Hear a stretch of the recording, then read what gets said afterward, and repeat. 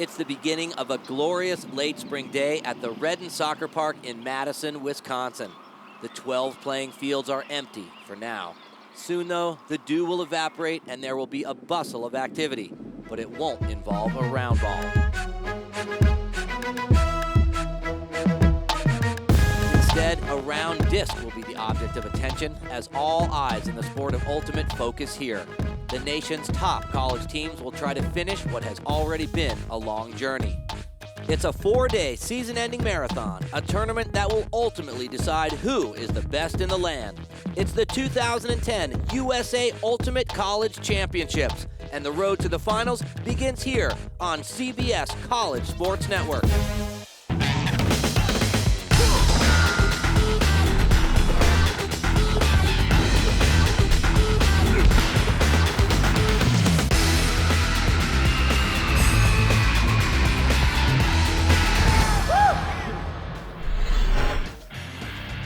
Hello everyone, I'm Kevin Delaney and welcome to beautiful downtown Madison, Wisconsin.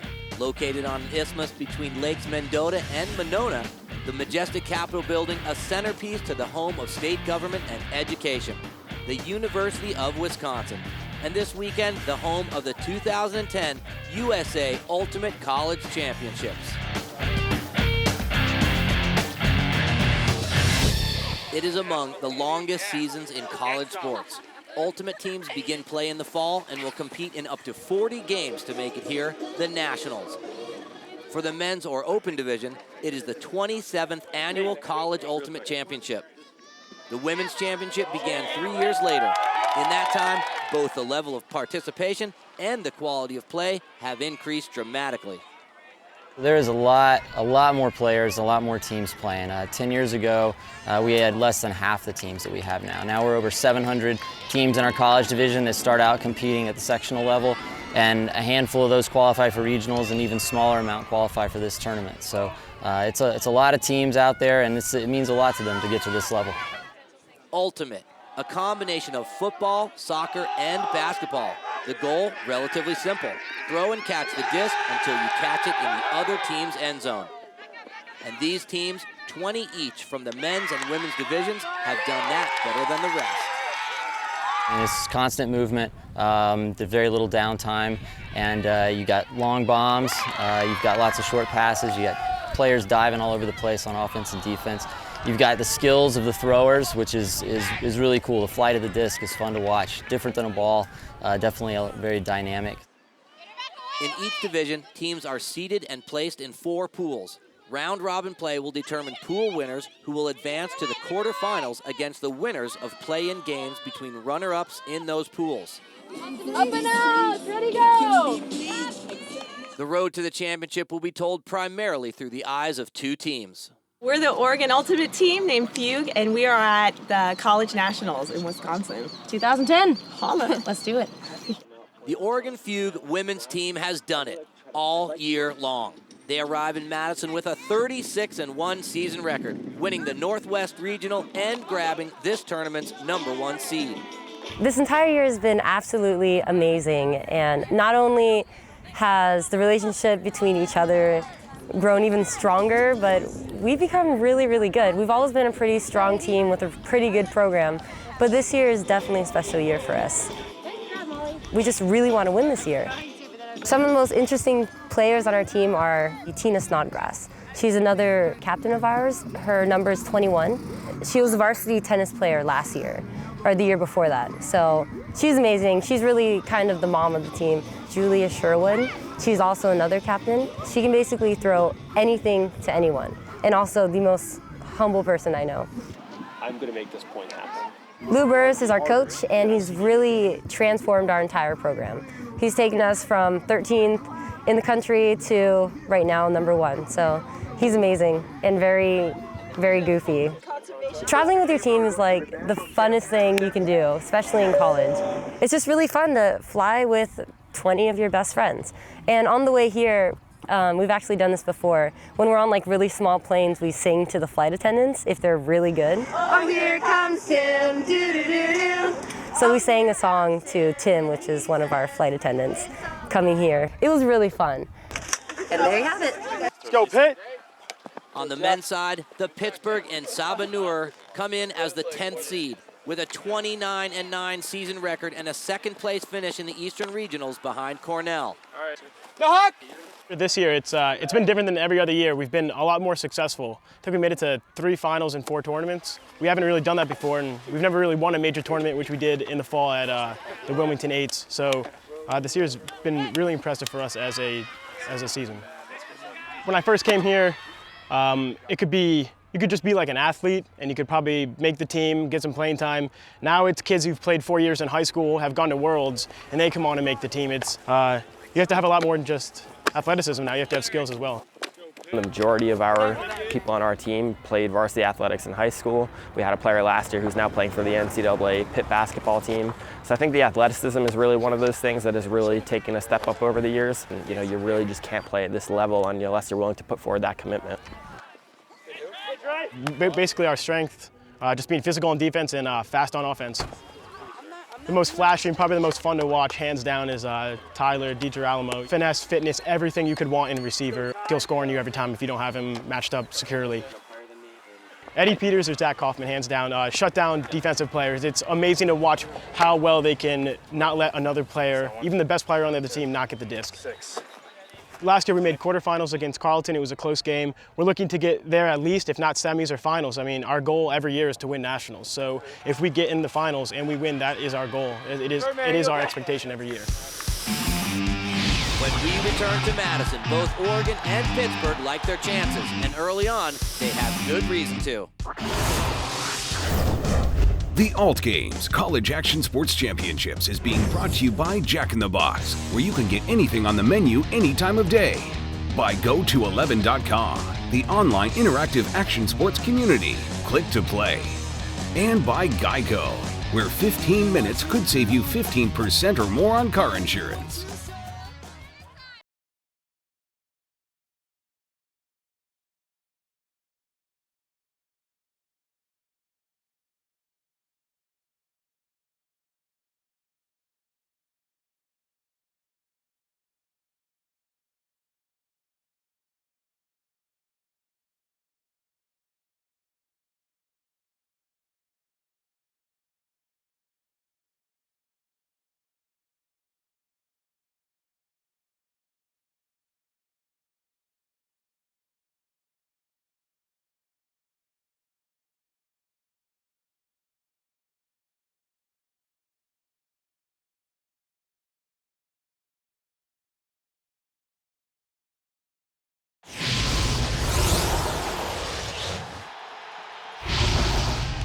Welcome back, everyone, as we take a look at some students and hometowners gathering at the Union Terrace in Madison, Wisconsin to enjoy another beautiful day, while others are taking in the sights on the south side of town at the 2010 USA Ultimate College Championships, where the locals take pride in popularizing this sport.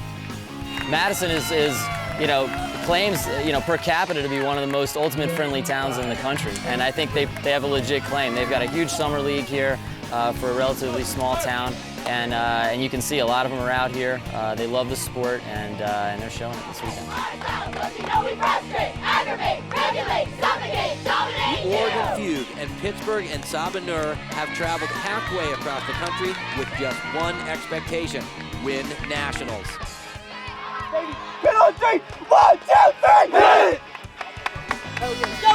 Both teams have come out hot, winning their first 2 games in pool play.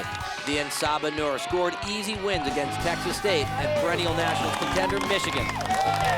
Pitt now goes up against Pool C top seed Colorado, also at 2-0. The Mama Bird are looking to avenge a regular season loss to Pitt. We definitely learned a lot from that game. They like to throw it deep. We worked a lot on our deep defense, specifically for this game. Just working on what we learned from the Stanford game to try and avenge that loss and get a win here today. Oregon beat Texas easily, but not before struggling in a win over the pool's 2nd seed, UNC Wilmington. When we first came out, we were really flustered. I think it was just being here at Nationals. We're just kind of all freaking out. A mix between that and being really nervous at the same time. And it's really hard coming into the tournament as the #1 seed because so many people expect something out of you. So we just really need to focus on us and not what other people think about us. The Fugue is playing the Pitt women's team. Both Oregon and Pitt can win their pools with victories now. Taking a look at the Jack in the Box rules, all games are to 15, win by 2. The playing field is similar to, but smaller than a football field, 70 yards long, but with 25-yard end zones and shorter sidelines. The game is self-officiated. Observers are used to settle disputed calls in what is known as the spirit of the game. Fugue strikes quickly. Molly Suver uses the hammer throw to connect with Katie Craley, nicknamed Butters. The girls all picked their names by their first pet, and her first pet was a guinea pig, and the guinea pig's name was Butterscotch. She goes by Butters. You'll hear the team out there yelling Butters, Butters, Butters. I think that's what we're looking to keep on doing, is just move the disc quickly and take the other team by storm. Over on field 4, Pitt is doing the same thing. After a turnover, Pitt's signature, the long huck, finds their offensive star, Tyler DeGirolamo, in the end zone. I just looked to exploit him deep. I got the goal. It was up in the air. Good throw. I read it. Got up. Got the goal. First break. Big point. Birdman! Stretch it! The En Sabinur will use the long pass play several times in the first half, doubling up the Mama Bird 8-4 at the break. I'm very pleased with how we're playing right now. I mean, we could probably step it up a couple notches, but right now is exceptional for how we're playing. We play our ultimate. I mean, that's how we play strong defense and just get breaks. Pitt's women are keeping things close, at least early on. A couple of missed scoring chances by Fugue is limiting their output. It's our first time at Nationals. We won the Metro East this year. We finally broke through. And so we're excited to be here. We hope to compete. We went 1-1 yesterday. We're in a tough game here against the 1 seed, but we're hanging in there and we feel good about it. We're having a great time here, and we hope to win a few more games before the end of the weekend. We're going to switch Ds when we go to play man. We'll see what happens. I think it's early and we don't wake up very well. But Oregon would wake up. A 5-1 scoring run gives Fugue an 8-3 halftime lead. The score is 8-3. What we need to do is we need to swing the disc all the way to the other side of the field, because there's usually like a ton of space that isn't being used. When you swing it, you open up that space for your cutters and make much easier cuts with much less energy and a lot better throws. So both Fugue and En Sabinur look good going into the second half. Can they hold on? We'll find out. But first, a look back at the origins of this high-flying game when we return.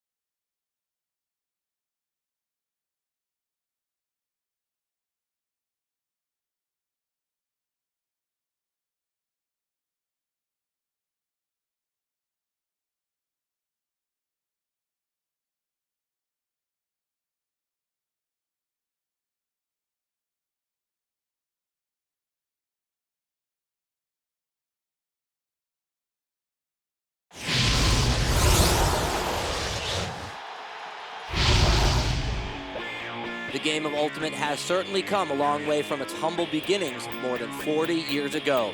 Let's go back in time. The flying disc, the precursor to the Frisbee, had been invented in the late 1940s, but it wasn't until the late 60s that the game, now known as Ultimate, first took off. There were a bunch of us who knew how to play, who knew how to throw a Frisbee and whatever. Jared Cass was a student at Amherst College. The idea was you weren't kicking it through a goal, you were having to pass it to somebody who was across the goal line. That was, and so we decided, that's how you scored a point. The game was simple, but exciting. I just remember one time just running for a pass and just leaping up in the air and just feeling, the Frisbee, making it into my hand, and as I landed, I just said to myself, this is the ultimate game. Cass demonstrated the game to Joel Silver, who brought Ultimate back to New Jersey's Columbia High School in 1968. I think just as a joke one day, I think I may have gotten up at the student council and said that I moved that a committee be formed to investigate the possibility of introducing Frisbee into the high school curriculum. And I think as a joke, the council passed it. Before going on to make a name for himself as a major Hollywood film producer, Silver would help write the first official rules of Ultimate. We hoped people would play the game and it would be fun, but I remember when Buzzy said to me, you know, we got to get this, we got to write these rules down. My first was, why? You know, well, we got to do it, and then I thought, yeah, okay, we should do it. Ultimate spread like wildfire to both college and high school campuses. The first college game, 1972, Rutgers versus Princeton, on the same field where the two schools had played the first college football game a century earlier. 3 years later, the first official college championships. It encouraged the, quote, non-traditional athlete to get involved. UC Santa Barbara's Tom Kennedy was instrumental in spreading Ultimate's popularity to the West Coast. I think I was attracted because it was so pure. It was a lot of fun to do, and you didn't really have to think about getting a great workout. It was real easy to get that feeling with Ultimate right away. By the end of the decade, Kennedy felt it was time to organize, becoming the first national director of the Ultimate Players Association, or UPA. Since then, the sport and the organization has grown by leaps and bounds. Youth divisions, club divisions, national championships, world championships. And the latest development, an organizational name change from UPA to USA Ultimate. As the UPA, or the Ultimate Players Association, it was a real challenge to explain who we were and what we did, because they weren't sure what the Ultimate Players Association was. It could be almost anything. Now that we're USA Ultimate, people recognize us as a national governing body, as a sport that they may want to get their children involved in or get involved in themselves. Same position as before, baby! And let's go! History has been kind to the Colorado Mama Bird. The 2004 College Ultimate Champions are the third overall seed, but an 8-4 halftime deficit has them worried, while Pitt is confident. We won that half because of our D-line and our defense as a whole. Our defense is playing with a lot of intensity, and you know, when they're doing that and they pick up some momentum, they're very hard to stop. We were smothering their offense, but it's just a half. You know, it doesn't mean anything unless we close it out. And when the Ensabanur come out and score quickly, Colorado's situation becomes more desperate.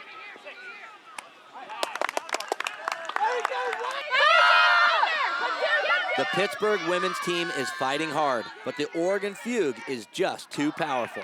You know, they're a little scary, but we just take every team, try to treat them the same way, and play as best as we can. You see that we're a fast break team, so you see when they're turning it over, we're picking up, we're going right at them right away. And we're working the weak side, which means the off disc side. And as we work it to the weak side, that opens up space, you get a lot more easy, uncontested passes. It will be up to Oregon Junior and Sublette, a newcomer to the sport, to finish the game with a spectacular dive and grab. I was cutting deep, and then I thought the other girl was going to D it, but she didn't, and so I was like, well, I'd better catch this because I really don't want to run anymore, and so I lay out and caught it. I think this experience is going to make us better going forward in the tournament. Hopefully, if we keep playing at a level that we played in this game, that'll be good enough against some other teams. But for the Pitt men on field 4, things couldn't be going much better.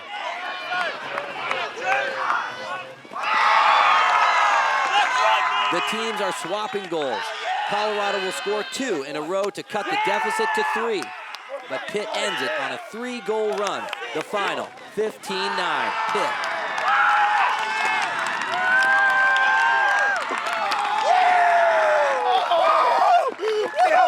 Well, Colorado's a really, really good team. We knew that they'd come out with fire at the end of the half after we got up big.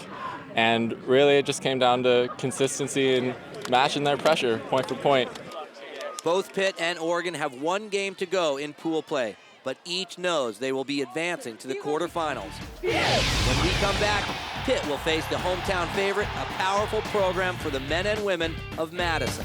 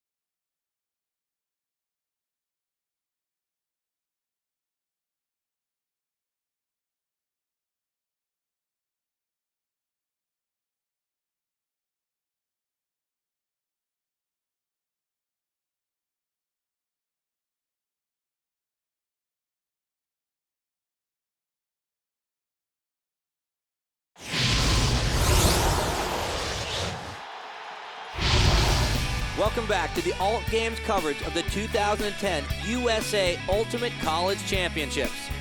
USAUltimate.org is your source for all things Ultimate. Rules, schedules, and local team startups. USAUltimate.org has it all.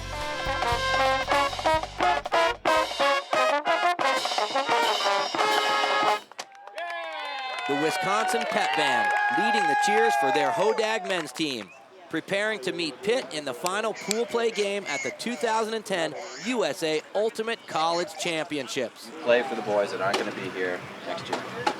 You play so that they remember at the end of this year, everyone was at their back and everyone gave them all they could.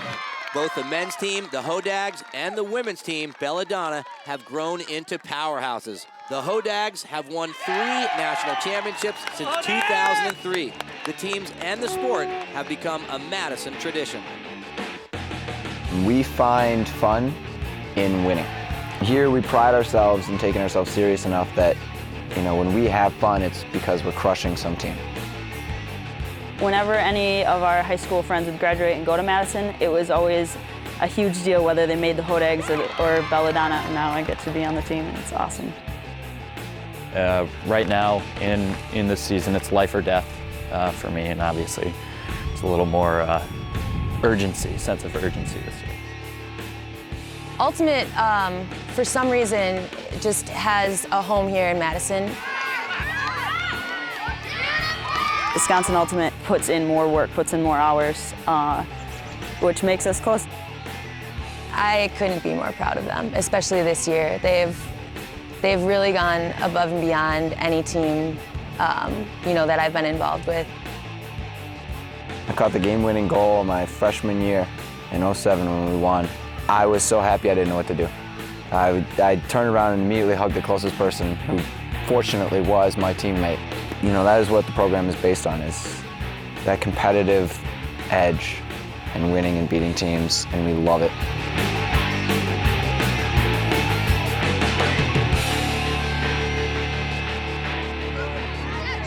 But while the Wisconsin women were advancing to the quarterfinals, the Hodags at 0-3 were only playing for pride. They were out. Pitt was in, but there was still plenty at stake. There's really no loss of love between these two teams when Pitt plays Wisconsin. I think it's 4 straight years now that we've played them at nationals, and they've won every time.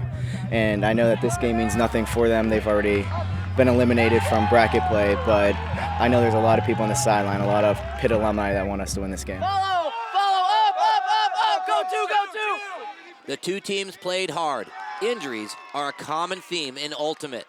Every game, somebody other, cramps up or, twists an ankle, rolls an ankle, something like that. Usually major injuries like ACL tears and stuff like that don't happen too frequently, which is good. I could easily compare Ultimate Frisbee to soccer, football, with the varying types of injuries that they get. Soccer with all the ankles, football with just about everything else.